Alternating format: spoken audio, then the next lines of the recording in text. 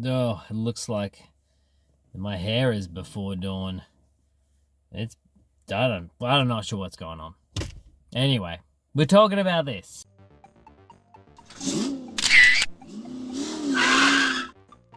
G'day, it's Adam here again with another quick instant movie review for you. So tonight I caught something a little bit different.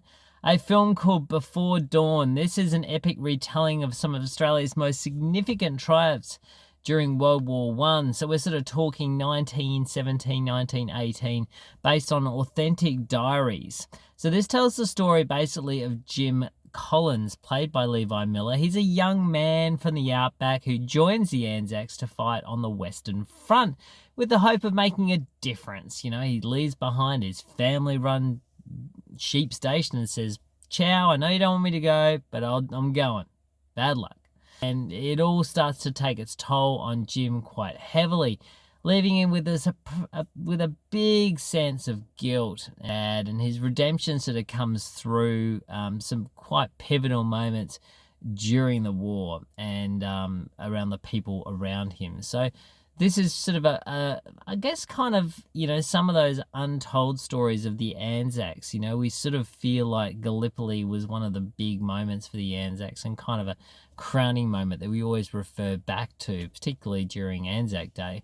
But, you know, the ANZACs did a lot more, and this is sort of takes place of those conflicts that that you might not have necessarily heard of. And so this film is from writer, director, producer Jordon Prince-Wright. Now, this film, as I mentioned, was based on some journals that he found during his schooling time. He is also credited as being a award-winning director.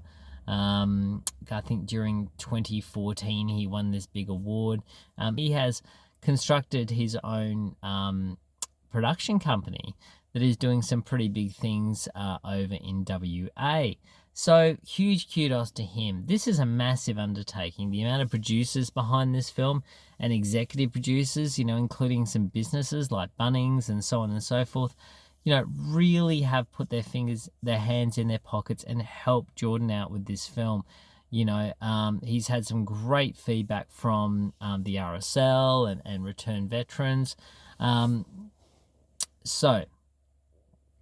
Huge amount of money. So I think one explosion cost $1 million that they put in here. So you can see that they're trying to focus on a high production value. You know, they worked with a guy that owned a heap of land, and they basically dug out these entire trenches. And had lots of trouble during production. You know, rain coming when it wasn't supposed to, dry when it was supposed to rain. So they've had the real gamut on this, you know. And so I feel like this has really been a passion project for Jordon for quite a long time. So my reservations with this are this, and it's quite unfortunate really, is that I just didn't feel like we have engaged with a good story structure. And I think that's very, very important. You know, we sort of open with a little bit of a flashback, I suppose, or a journey as to where we get to, and he's starting to feel guilty, as I mentioned in the premise, you know, for leaving behind the sheep station.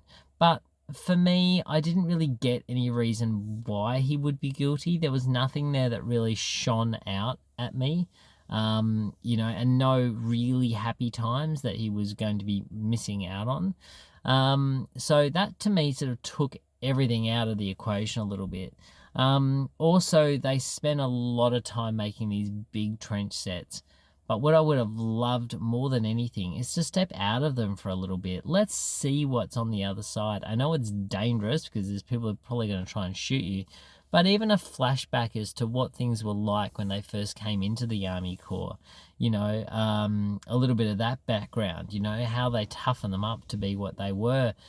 So that's the thing I would have been really interested to see, rather than spend all of our time. Like, I mean, 95% of our time inside these trenches, which are very impressive trenches, but I kind of would have liked to have gotten over that very combined feeling, almost a suffocating feeling, being in these trenches. So yeah, and a few of the actors looked so similar. I wasn't sure who was alive, who was dead. Who are you again? Rah rah. So that is possibly another downside, although all of the actors did a great job. You can really see that they threw their heart and soul into this. There was thousands of extras for this as well. So I got a massive write-up for the WA Press.